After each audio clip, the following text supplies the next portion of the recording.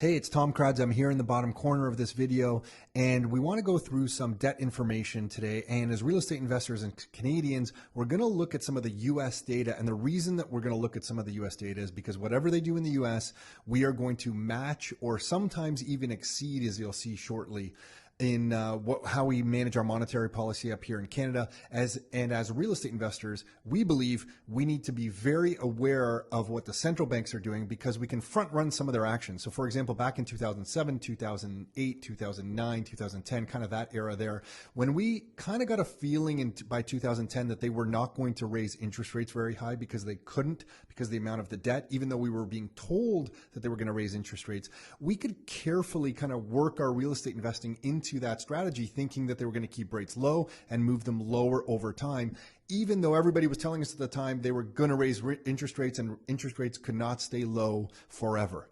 So understanding monetary policy is really helpful as a Canadian real estate investor. And home base for monetary policy around the world right now is still the US, and that's why we're going to look at some of the US data.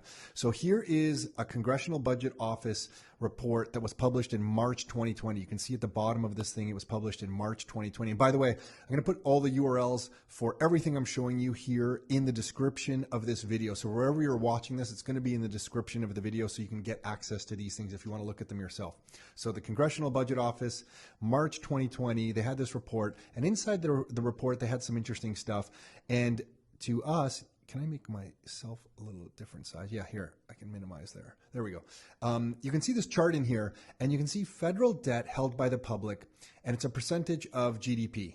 And, this chart is shared a lot. If you follow this kind of stuff, you've seen this stuff for years. We share it with Rockstar Inner Circle members all the time. And you can see here in the at the end of the 30s into the 40s during World War II, this is always discussed at how because of World War II, debt really spiked up. But since then, we really, were able to bring it back down. We don't have time today to talk about all the reasons why that came down, but they were able to kind of bring that down. And then now, because of the financial crisis, it started going up, and then it was projected in March to keep going up. And we always looked at that thinking, wow, we really want to own hard assets in that type of world. Because if Canada just keeps increasing its debt, as it seems to be good at doing, hard assets are likely going to be worth more and more dollars as the dollars are devalued because the debt's going to be going up and up and up. So when we saw this back in March, we were kind of aware of those trends. And then obviously the world got flipped upside down. COVID came about, and the Congressional Budget Office in the US came out with a new report. So you can see September 2020, the long-term budget outlook, and this is their updated report. So I was obviously really excited. I don't know how much of a monetary policy geek I am when I'm excited when these new reports come out, but I totally get excited looking at this kind of stuff. So the report came out, and pop this thing open, and I'm just going to flip over to one of the pages here, and here's the new debt chart. So check this out. Remember how high World War II looked when we pointed it out previously? Let me flip back for a second. Here's the chart. There's World War II. Remember, this was in March. This is what this chart looked like. Federal debt held by the public in the US. This is World War II. Here's kind of where their projections were, right? And notice, right up until 2030, there's this big steep increase. Notice that. I just really want you to pay attention to this big steep increase right here. But this really looked like a big spike. Now, the latest chart, look at World War II, because look at what the projections are going forward now. And obviously the cover for all of this is, of course, COVID. There was a global pandemic, and what are we going to do? We have to spend the money because we have to, save everybody. And I get the message. As an investor, I just want to front run some of the activity. So when I look at this kind of stuff, this is really interesting because it looks like the amount of debt they were projecting before is now going to be dwarfed by these new projections. Like, this is an astronomical amount of money printing coming our way. And the interesting part here is, remember in the previous chart, there was that spike to 2030. Now it's just flat.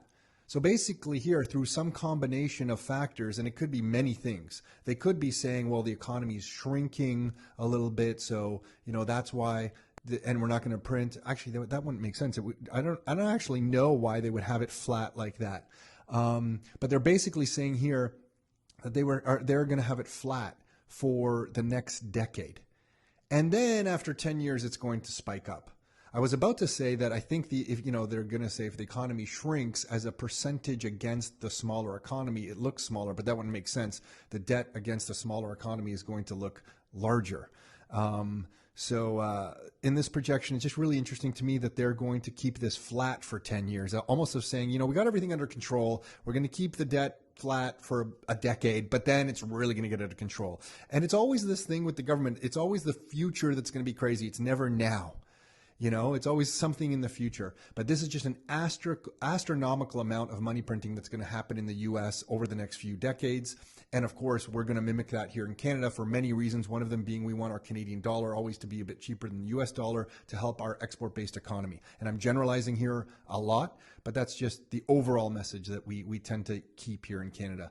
And if I flip forward to this next page on this same report, here's their deficit forecasts over the next little while. And before, if I move this up a little bit, it was just this kind of line from 2015, and it just gradually got bigger and bigger and bigger. But because they never really project any recessions, and obviously they never project a pandemic, but they never project any problems, it's always a smooth line. But of course, in 2020, it spiked like this, where the deficits got very large. But now they're saying magically, it's not going to be that bad, and they're going to really kind of come under control again over the next few years.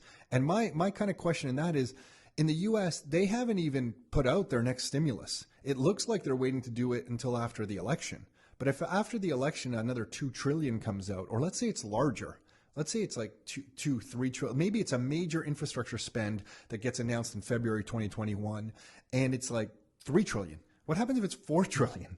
But how are these budgets going to keep, how is it magically going to come back to these projections? So I'm just fascinated to see how this is going to work out. But anyway, the deficits look like they're going to be really under control until about 2030 here, and then they get large to match what they had in that previous chart. And the reason I think some of this is not going to come to fruition, as the Congressional Budget Office believes, is that if you look at the St. Louis Federal Reserve and you look at this chart, the velocity of money, this is the St. Louis Federal Reserve velocity of money chart. If you look at this, the velocity of money is just going straight down. I mean, to me, it looks like there's a structural problem with spending in the U.S., that the consumer doesn't want to spend money. The velocity of money is not turning over. So if you feed a lot of money into the system, but no one's spending it, how are you really going to grow the economy? And then the projections you had on the amount of debt that you needed to grow the economy, or even to keep the economy running as it is, are those even accurate when the velocity of money keeps falling? That is going absolutely straight down. So that has to be of some concern to these central bankers. And in Canada, we have all these same issues happening. And I guess the good news, or the very bad news, depending on how you look at these things, is the Financial Post had this article a little while ago saying that Canada is to post the largest deficit since World War II on COVID spending. Canada's budget deficit is now forecast to hit $343 billion. The forecast of December 2019 was $28 billion. So, and obviously, COVID hit and there's a lot of problems that came into the world, but that's a huge difference from 28 billion to 343 billion. And there are more current articles, I just don't have them handy at this moment, talking about how we are leading the way in Canada of all industrialized countries in the amount of budget deficits as a percentage of our economy. So it's just fascinating to see how much money Canada is just putting into the system. And where is this all headed? How are they, with the velocity of money that is headed down like this? And the Canadian saving rate, if you Google up the Canadian saving rate right now, you can find some pretty good charts where Canadians are saving more money. And it kind of makes sense. Some people, we're all spending money on our homes, of course, and even changing homes and that whole thing, ordering furniture and, putting patios in the backyard. But no one's going on vacation. And, some of the bigger purchases are likely on hold until there's some certainty in the economy. So it kind of makes sense that Canadians are saving more money. There's less restaurants to be able to go to. There's less anything that we're able to go to. So it kind of does make sense. So that does not help the velocity of money. And the central banks want that velocity of money. So I found it really interesting when we started seeing this kind of stuff come out this month here in October 2020, is that the ECB is looking very seriously at the creation of a digital euro. And when you look at this stuff and you see some of the language that, they're using, is that Christine Lagarde here is saying that, it is Christine Lagarde, yeah, Christine, she said a digital euro will only be a supplement to cash and it would never replace it. As soon as I hear a central banker say these words, that it will only be a supplement and never replace it, my mind goes to the exact opposite. I think, oh my gosh, they're totally going to replace cash. So anyway, that's just how I function. But why is the ECB suddenly looking at digital euros or central bank digital currencies, CBDCs? And they are taking this really seriously. There's a report that came out this month on the digital euro. They've done a whole report on this thing. So they're moving pretty quick. And if you look at through this report, I mean, the technical details of the implementation do not exist in the report, but the theory of how they would and why they would use it does exist. And they've kind of documented this stuff and put it out in October, and they have their big fancy forward here talking about why it's necessary. In the executive summary, they talk about getting money to the people faster and less people are using cash. But CBDCs also do something very interesting that I think we have to pay attention to.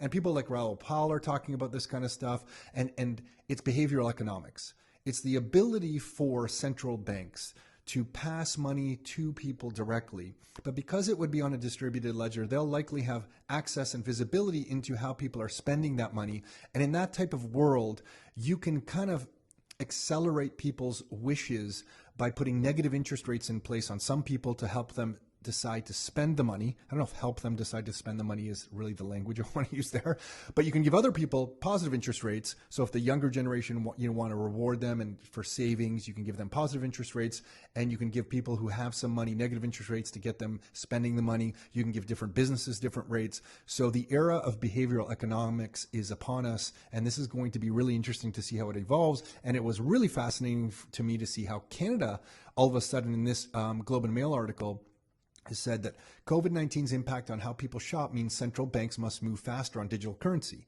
So the whole cover for central bank digital currencies is going to be how people don't like using cash and people are shopping online and the whole bit. But when you look at this stuff and some of the language that they're using, these trends have been around for a long time. So this article was published on October 14th. But if you look in here, in this article here, it says the Bank of Canada Deputy Governor Timothy Lane said that the shift in spending habits coupled with the speed of technological developments has narrowed the window to deliver a digital currency issued by the central bank. So they're saying, it's time, but we got to look at this seriously. But then in the next paragraph, it says the comments from an online panel on Wednesday are a turnaround from late February, just before the pandemic struck, when Mr. Lane said there wasn't a compelling case to issue a central bank digital currency. So in February, they were against it. Like literally just in February of this year. And now magically, they're all of a sudden for it. And the reason I personally believe they're for it is that they recognize that the amount of debt that is in the system, like if I flip back to these charts in the US here, and the amount of debt that is currently in the system, Canada with its deficits, the US with its deficits and debt, all these countries are broke. How are they going to sell the idea of putting more debt into the system to the citizens of these countries? I think CBDCs present a really unique opportunity in where central banks can send money directly to the people and governments don't have to put more debt on their books. Central banks can just issue currency directly to the people. And there might be a quasi mechanism here in which central banks send money directly to the people and use CBDCs for sovereign or country settlement of large movement of money. So there might be multiple implementations of this. But if you follow James Rickards, he talked a lot about using SDRs. And it looks to me that they're going to use the International Monetary Fund's SDRs, but the implementation is going to be through CBDCs, and some amount or some type of CBDC will be given to governments or for government usage, and some usage of it will be going directly to the citizens. So this is absolutely fascinating stuff that I think all Canadians should be, we're paying attention to this because this is going to change economics and monetary policy the way it's run greatly. So the next 18 months, 2 years, 3 years, 4 years, this is a very interesting change to our current monetary system where central banks might be issuing money directly to its citizens. So for all these reasons, we think real estate investors should be keeping a close eye on monetary policy. And it's why, listen, when there's this much debt going on in the world and the economy is going to struggle over the next few years, in our opinion, it's why if you own good income, whether it is a business or a good piece of rental property, income is going to be gold going forward. We're calling it the unicorn. It is going to be next to impossible to find income streams going forward. So if you are able to create income streams for yourself, protect those. Those are, to us, are going to be super valuable. That's the way we're thinking about it for ourselves. Obviously, make your own decisions, right? And so when you have low interest rates that are going to be here for, let's call it forever, and then in Canada, when you see things like this, and I think this is what everyone's asking us about, like what's going to happen to the real estate market and the golden horseshoe around the Greater Toronto area, when you see headlines like this, where Trudeau targets more immigration even with borders all but shut. In this area, we have been getting an incredible amount of immigration, an absolutely incredible amount. The Greater Toronto area has this weird situation where interest rates are super low because of global monetary policy. Canada cannot raise its interest rates because of its debt. The world isn't going to raise interest rates because of its global debt. So we have low interest rates, which means money is cheap. When money is cheap, it drives the price of hard assets. But then when you mix in an increasing population base into an area that already has real estate prices kind of going and soaring upwards. And please don't think that we don't believe real estate just goes up. We lived through the 1990 correction, which was the biggest real estate correction that Canada has ever witnessed. So we know how real estate can go up and down. All we're saying is this is a very interesting environment in which interest rates are super low. There are more people coming into this country through immigration. Even with our borders all but shut, that's the plan of the federal government. So when you keep interest rates low and you put more people into an area that ultimately need housing, what is likely going to happen to house prices? It's going to be choppy, there's no doubt. But long term, it seems like they're trending up. But because we cannot bank on that, we strongly believe as real estate investors, you should be buying properties that cash flow. Because then you don't care if the property prices go up or down, you can survive anything. As long as the cash flow's there, and rents tend not to go up and down as wildly as prices. Rents are typically pretty stable, right? They kind of just chug along. They have been trending up pretty aggressively the last few years, but overall, historically, they are much more stable than property prices, which kind of swing a little bit more. So when we see things like this, global debt, when we see things like CBDCs that catch our interest, we see things like this, people coming into this area, it gets us hyper aware. We're in a time as a real estate investor, we need to be aware of all these trends to protect our own income streams and to position our families properly. So hopefully you find this useful. That's it for now. Until next time, your life, your terms.